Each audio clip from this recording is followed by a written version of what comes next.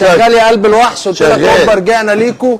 كوكو اندس بيقول لك رجع وهيوريكو. اضرب اللي على الكاشير واشتري الايفون الصعيدي ب5000 جنيه. حكاية كوكو اندس، فيديوهاته محققة ملايين المشاهدات ومحلاتهم ما بتوقفش بيع. بيقولوا للناس تعالوا محلاتنا، ولو ما لقيتش العروض اللي انتوا عايزينها خدوا 2000 جنيه واضربوا اللي على الكاشير. بيبيعوا كل البراندات المشهورة برخص التراب، والايفون عندهم مش ب50 و60 ألف جنيه، لا ده ب5000 جنيه. شغال. تعالوا شوية الأسعار تغلى، أرجع الأسعار تنزل. طب أعمل لكم إيه طيب؟ كوكو اند اس اللي حير كل الناس، وبقوا يسألوا يا ترى بيجيب الفلوس دي منين؟ كرولوس قال إنه هيبيع الآيفون الصعيدي المتربي على السمنة البلدي، مش الآيفون الفرفور اللي بيرضع كراميلا. كرولوس جايب صاحبه من على القهوة وعاملين أكبر سلسلة محلات في مصر، وبيعملوا شغل دعاية وإعلانات ببلاش. كل اللي عليهم يفتحوا لايف وصاحبه يقول له شغال يا وحش، ويرد كرولوس ويقول له شغال يا قلب الوحش. كرولوس حشمت لبيب الشهير بكوكو وشريكه اللي اسمه سلطان، واللي انتشرت فيديوهاتهم ولايفاتهم بشكل كبير جدا على السوشيال ميديا، وكسرت الدنيا بسبب الأسعار اللي بيبيعوا بيها كل المنتجات اللي ممكن تتخيلها. وزي ما يكونوا بيقولوا خلي الفقير ياكل. طب 2 وبس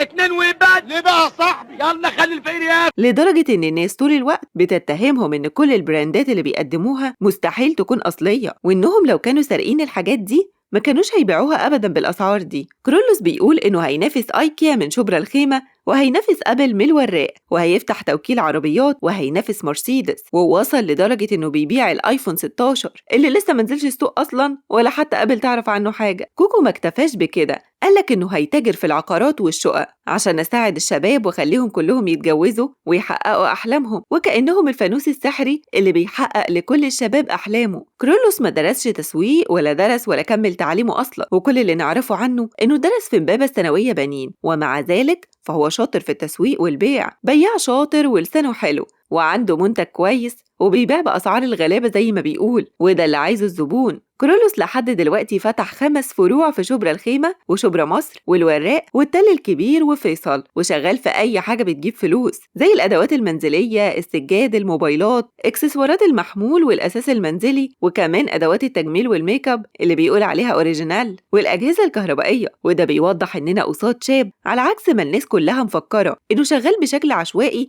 ومش عارف بيعمل إيه. لكن كرولوس بعد النجاح اللي حققه ده أثبت للكل إنه أستاذ، وقدر فعلا يعمل جمهور وعدد عملاء ضخم. كوكو بيتعامل مع الدولار كأنه لسه ب7.5. كوكو وطريقته في التسويق بتزيد من انتشاره وشهرته ومبيعاته بمرور الوقت، ولحد دلوقتي محدش عارف السر الحقيقي ورا اللي هم بيقدموه ده، وبقى حلم شباب كتير إنهم يكونوا زيهم، ورايح جاي على الصين يحمل بضاعة ويبيعها هنا في مصر بأرخص سعر، وده لأنه عايز يكسب الزبون ويحقق انتشار ويعمل فروع في كل مصر. كرولوس أثار الجدل واختلف الناس عليه ومسلمش من الاتهامات، وكتر فلوسه أثارت فضول الناس، خاصة متابعينه على موقع التواصل الاجتماعي فيسبوك. منهم اللي قايل إن دي فلوس جاية من مصادر غير شرعية وبيغسلها عن طريق حرق أسعار البضاعة، بس هو رد وقال بنغسل إيه؟ دي كلام ناس فاشلة ما بتفهمش حاجة في التجارة وقلوبهم سودة ومليانة حقد. دي بضاعة بتتورد لي وبعد ما أبيع بحاسب المورد، واللي بيتبقى معايا بديهوله تاني وأجيب أجهزة تاني، وبروح الصين بنفسي وأجيب البضاعة الهاي كوبي ومفيش فرق بينها وبين الأوريجينال، وبدي للناس ضمان أسبوعين يجربوها، ولو حصل حاجة يرجعوها تاني وياخدوا فلوسهم، ودي بضاعتي أنا اللي ضامنها. كرولوس لسه بيتوسع وبيكبر يوم عن يوم، وعامل ضجة على السوشيال ميديا وبيشتغل في كل حاجة، لذلك الناس بتحبه من كل الطبقات وبيشتروا حاجتهم منه وشايفين إنه هو المنقذ الوحيد في وسط الغلاء الأسعار والحالة الاقتصادية الصعبة اللي بيعيشوها. شاركونا تعليقاتكم وآرائكم في كرولوس ومحلات كوكو أند اس، وهل هيكمل وهيستمر في نجاحه ولا دي ضجة وهتنتهي؟